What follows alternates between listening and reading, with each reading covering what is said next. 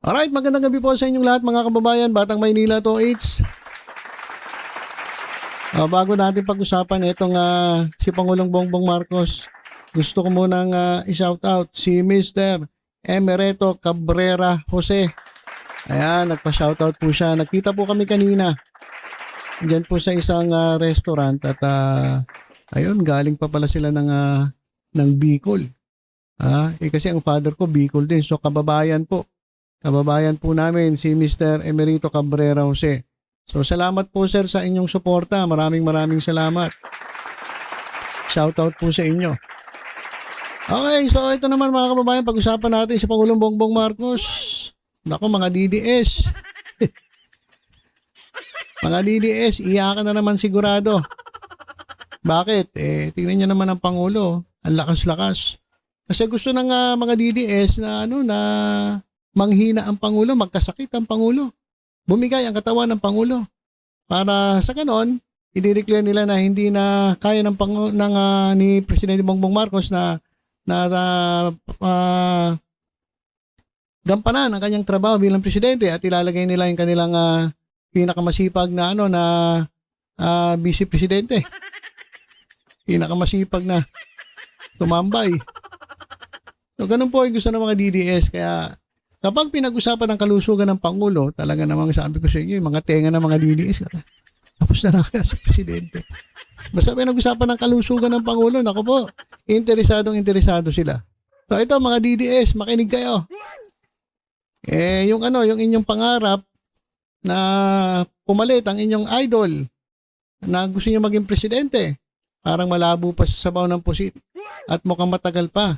Kasi sabi ni Presidente Bongbong Marcos, magagaling ang mga doktor niya. Magagaling ang mga doktor niya. Kaya matagal-tagal pa kayo maghihintay mga DDLs. Bakit kasi hindi nyo nalang hintayin ng 2028? Ba't kayo panalangin na lumala ang sakit ng Pangulo, na matuluyan ng Pangulo? Huwag ganun. Bad po yun. Bad po yun. Di ba? Dapat etong si Vice President Sara Duterte magtrabaho. Pagdating ng 2028 yan, saka siya tumakbo bilang presidente at makipaglaban sa tamang proseso. Hindi yung maglalagay ka ng mga trolls, sa mga taga-sunod mo diyan na mananawagan ng sedisyon, revolusyon. Hindi po ganoon ang tamang proseso ng pagpapalit ng kapangyarihan. Hintayin niyo po ang 2028. Wag po ganyan na abangers. Pero alam niyo mga kababayan, kasi sabi nila kapag ikaw ay vice president, ikaw ay magiging prayerful o mapanalangin. Tama ba? Matututo kang maging o manalangin palagi. Bakit? Mapanalangin mo na matsugi ang presidente para ikaw ang pumalit. Parang vice mayor lang yan eh. Lagi silang nananalangin na matsugi yung mayor para sila yung papalit. So, ganun din itong ating vice presidente. Na imbis na hintayin na lang ang 2028, magtrabaho para maganda ang kanyang record. Wala eh. Puro tambay lang eh. Puro paninira lang sa presidente. O yan tuloy. Lumalakas yung presidente. Magagaling ang doktor ng presidente. O di, abangers na lang kayo. Ito mga kababayan nagpakita po sa publiko itong ating Pangulong Bongbong Marcos. Sabi niya, okay na ako, magagaling ang mga doktor ko. O kaya yung mga DDS, mga abangers yan, sorry na lang kayo ha. Magagaling ang doktor ng Pangulo. Ayon, nagbigay ng update si Pangulong Ferdinand Marcos Jr. tungkol sa kanyang kalusugan. Ayon kay Marcos, ayos na siya dahil magagaling ang kanyang mga doktor. Ayan. So ito mga kababayan, panoorin natin yung interview ni Yusek Claire Castro dito sa ating Pangulong Bongbong Marcos. Nandito na ako. Gusto ko na rin pong kamustahin. Kamusta na po kayo ngayon? Okay na. Ang giling ng mga doktor ko. Binigyan lang ako ng mga gamot. At saka patuloy pa rin yung aking antibiotics. Pero okay na ako. In fact, nakapag-EDC meeting na kami nung Lunes with most of the cabinet. So, I'm back in, pero medyo nagtatampo sa akin yung mga doktor ko. Kasi sinasabi nila, wag muna. Eh, sabi ko, hindi ko naman pwede pagantayin lahat ng mga nangyayari. So, tinuloy ko na lang. And tomorrow, I have some meetings in the office. And tuloy-tuloy na. Pero sir, nabanggit sa akin ni Sec Dave, meron daw kayo na paniginipan. No. Parang may namimiss yata kayong food. Dahil, ang ano pa rito, kailangan for a few days, hindi ko pwedeng kumain ng solid food para matanggalan ng stress yung bituka mo. So, puro sabaw lang ako. Kaya nanaginip ako ng isang gabi. Sabi ko sa doktor, pwede na ba akong kumain ng kung ano-ano? Kasi nanaginip ako, nakakain ako ng steak. Ito lang iniisip ko. Pero hindi pa pwede. Hindi pa, ngayon pwede na. Pwede ngayon na. Pwede na. Ayan. Oo. Good news na yan. Kumain ako ng hamburger. Ay, na. But anyway, sir, namimiss na kayo na ibang mga taga-media. Sabi nila, ba't hindi nakarating si Pangulo sa awards rights ng mga outstanding government workers? Oo nga. Hindi ako nakarating dahil meron pa akong gagawin. Pinapunta ako sa, nagkonsulta na nandito yung mga doktor. Nagkonsulta sila para tignan na talagang maayos. Kasi nga nagre-reklamo sila na dapat magpahinga ako. Sabi ko, hindi ako pwedeng magpahinga. Hindi ako kasama dun sa mga pahinga. Huwag mo sana. Maraming salamat sa lahat ng tao na that have been concerned about my health at maraming nagpadala ng mga mensahe na gumaling ka na kagad. Sabi ko, at nagpapasalamat ako sa kanila. Thank you for your concern. But I said, I got the best the best possible medical care that you can have. And that's why I'm already back in harness.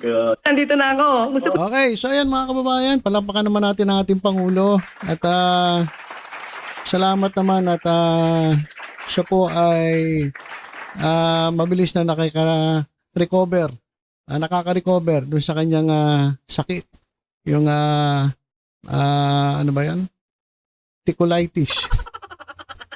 Hindi, sakit po yun ng isang burateros, ticulitis. Bear ticulitis ba yun? Basta ayun mga kababayan, basta ang problema daw, masyado naging sensitive yung mga bituka at hindi pwedeng magtrabaho. Parang tinatamad na rin yung bituka. Pati yung katulad ng ibang mga tao dyan na sumisweldo, laki-laki ng sweldo pero tamad.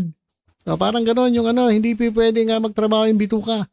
Kailangan mo ng alalay muna ang nilalagay sa tiyan para hindi po masyadong ma-stress yung bituka. Ay, pati bituka na stress. Grabe. Grabe naman kasi yung pagbati ko sa Pangulo. Yung talaga, ang dami po kasing gustong ma-atsugi ang Pangulo. Kaya pati yung bituka niya na-stress. O para hindi ma-stress, wala mo nang kakaining solid foods, panay sabaw. Ang hirap naman nun, panay sabaw, no? Ang hirap nun. Hanggang na naginip na ang Pangulo. Nakakamakain siya ng steak. Nasabihin na naman mga DDS, wow, steak. At least, aminado siya kumakain siya ng mga ganun pagkain, steak. Hindi katulad ng iba na kunwari, tuyo ang kinakain, kunwari, yung gulay ang kinakain, pero pinicturean lang pala yung yung portion na may tuyo at yung gulay. Pero pag tiningnan mo yung yung buong lamesa, may lechon, may crispy pata, may mga hamon, mga style nyo bulok, mga DDS. At least ito ating Pangulo, nami-miss yung steak. Di ba? Tayo, hindi man tayo makapag-steak, at least may barbecue stick. Yung barbecue nasa stick. Hindi man steak, at least may stick pa rin. Di ba? O kaya naman kain tayo dun sa ramen, di chopstick. May stick pa rin. Di ba? So ayun mga kababayan mga DDS, paano na lang yan? Kamusta kayo? Bigo na naman kayo. Iyak na naman kayo. Dahil umaasa sila. Kasi di ba hindi nagpakita Pangulo nung umaga Si Ralph Recto yung nagpakita. Tapos nagpakita si Presidente dun sa sa oath-taking ni Nartates. O di tumahimik na naman yung mga DDS. Tapos ngayon pinagpapahinga Pangulo. Tapos ngayon nagsalita. Ayan, malakas ang Pangulo At nakaka-recover na mga kababayan. Dahil magagaling ang kanyang mga doktor. So, yung mga pangarap ninyo, isang tabi nyo muna. Sa pamor, lalo mala ang Pangulo, pasensya na po kayo. Matagal-tagal pa kayo maghihintay. Sabi ko nga po sa inyo, imbis na yun ang ipanalangin ninyo, tumulong na lang kayo sa gobyerno. Pagandahin nyo ang inyong track record para po pagdating ng 2028, makita ng tao na talagang kayo'y karapat-dapat na iboto. Hindi yung ngayon pa lang nangangarap na kayo maging presidente, tapos tatamad-tamad naman kayo. Paano kayo iboboto ng taong bayan yan? Ha? Maraming lumalabas sa survey kasi sinusurvey nyo mga trolls At ang daming daming naglalabas sa mga trolls. Balita nga doon, sabi, ay finance ng nung bansang pinagtatanggol nila. Ewan ko kung totoo yun, pero parang nakakapaniwala na rin Kasi ang daming trolls. Talaga ng mga kabi-kabila. Itong paninira sa gobyerno at pagtatanggol sa China. Kaya good luck dun sa Siyam na senatong na kumampi diyan po sa China imbis na kampihan itong sariling bansa. Itong ating mahal na bansang Pilipinas. Wala talaga. So mga DDS pasensya na kayo, lumalakas ang Pangulo dahil magaling ang doktor niya, umokay ang kanyang kalusugan. So hintay-hintay lang kayo. Wag na kayong umasa. Maghintay na lang kayo hanggang 2028. Alright, so yun lang po muna mga kababayan. Tutok-tutok lang po dito sa Watang Maynila. Ito ay isa pa pang updates. Ingat po tayong lahat. God bless po.